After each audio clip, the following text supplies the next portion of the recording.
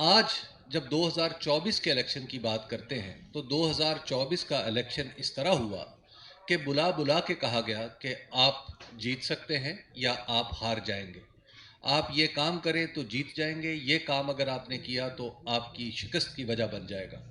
اور پھر جیسے ابھی افرا صاحب خٹک صاحب نے کہا کہ جیب سے کاغذ نکلے، اور بالخصوص پنجاب میں اور کراچی میں، تو یہ ساری صورتحال ہم سب نے اپنی آنکھوں سے دیکھی.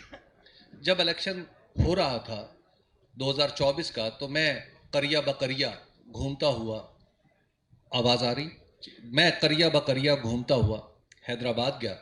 اور حیدرآباد میں لوگوں سے جب میں نے بات کی، سروے کیا، تو وہاں پر پاکستان تحریک انصاف سے تعلق رکھنے والا امیدوار میری توقع کے برخلاف جیت رہا تھا.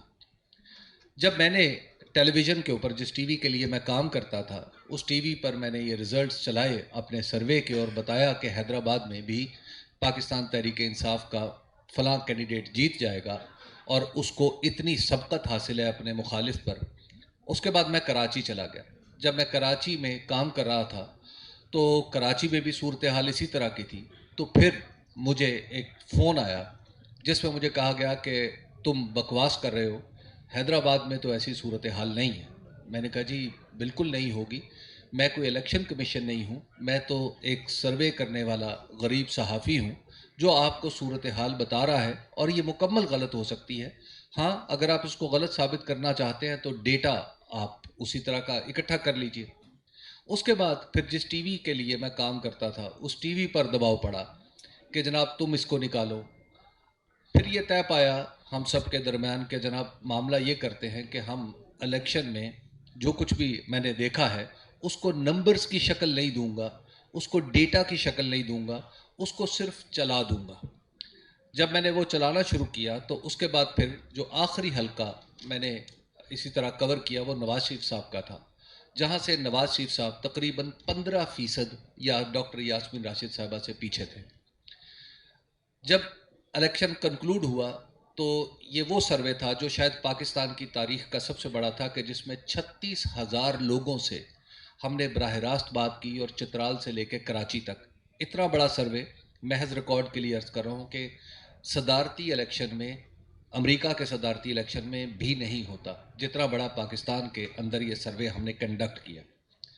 دنیا بھر میں الیکشن سروے، اگر کوئی بھی ایک ایسا آدمی جس نے زندگی میں کبھی سروے نہ کیا ہو اور اسے سروے کا پتہ نہ ہو، تو اسٹیٹسٹکس یہ بتاتی ہے کہ اس کے سروے میں غلطی کی گنجائش 5% سے زیادہ نہیں ہو سکتی، اور اگر بہت ہی آدمی جو ماہر ہو اپنے کام کا تو وہ 3% پلس مائنس کی غلطی کے ساتھ درست نتائج پر پہنچتا ہے.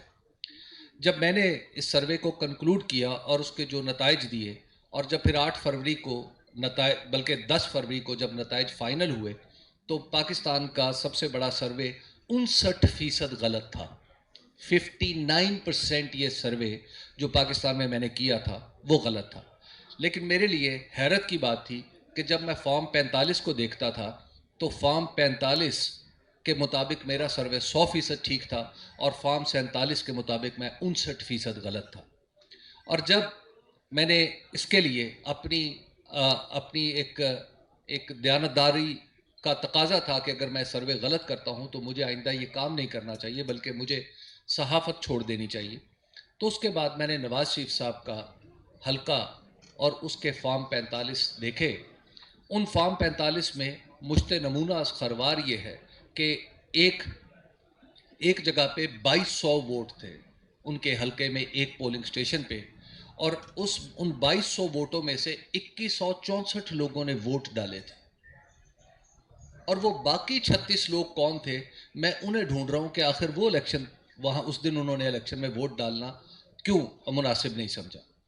پھر نواز شریف صاحب کے اپنے حلقے کے جتنے ووٹ، ان کے جو فارم 45 ہیں، وہ پاکستان کی تاریخ میں جب بھی کوئی عجائب گھر بنے تو اس عجائب گھر میں رکھے جائیں، کیونکہ ان کے اوپر کٹنگ کر کے باقاعدہ آر او نے سائن کر رکھے ہیں، جبکہ باقی تمام فارم 45 میں یہ تکلف بھی نہیں کیا گیا.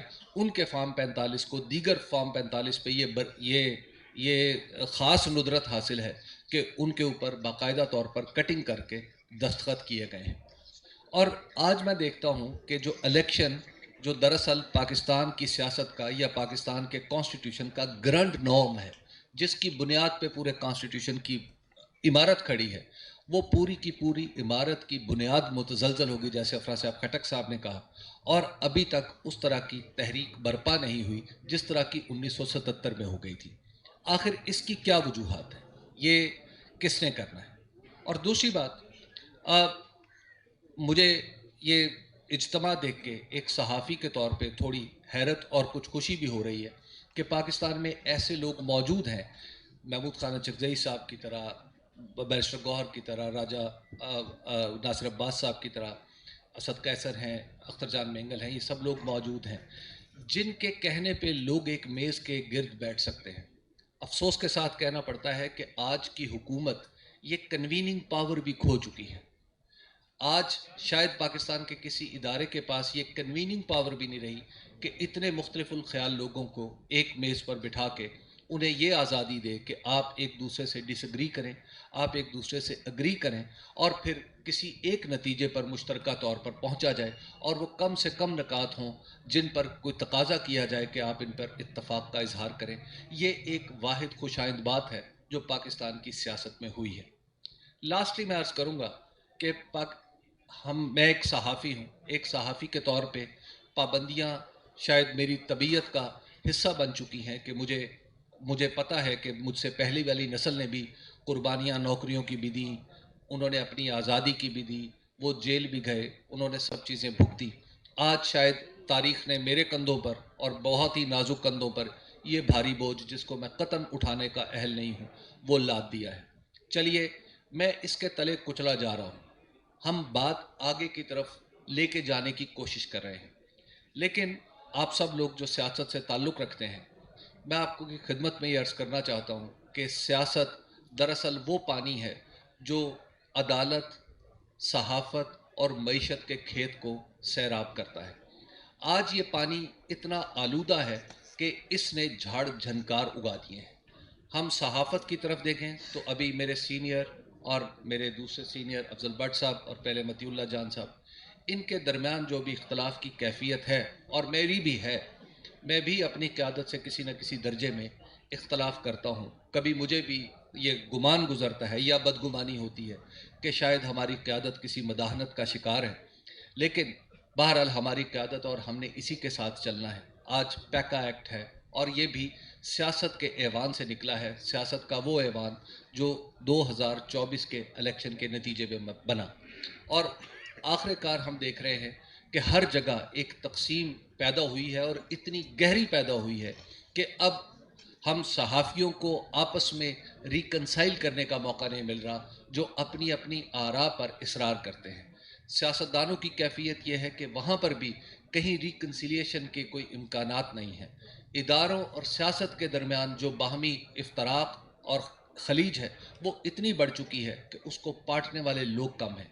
تو کیا ہم سب نے یہاں سے آگے بڑھنے کے لیے راستہ جو بھی چننا ہے، وہ تو یعنی خود کو تو میں وزن بیعت کے قابل ہی سمجھتا ہوں، دراصل آپ اکابر ہیں جنہوں نے کوئی راستہ بتانا ہے۔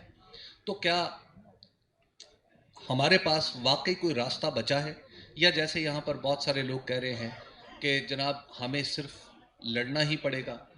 کیا یہ لڑائی کی کیفیت میں یہ ملک اس کا متحمل ہو سکے گا؟ کیا اس سے پیچھے کوئی صورت موجود ہے جہاں پر ہم آگے بڑھ سکیں؟ میں آپ کی توجہ کا شکر گزار ہوں۔ میرے پاس کہنے کے لیے یہی کچھ تھا۔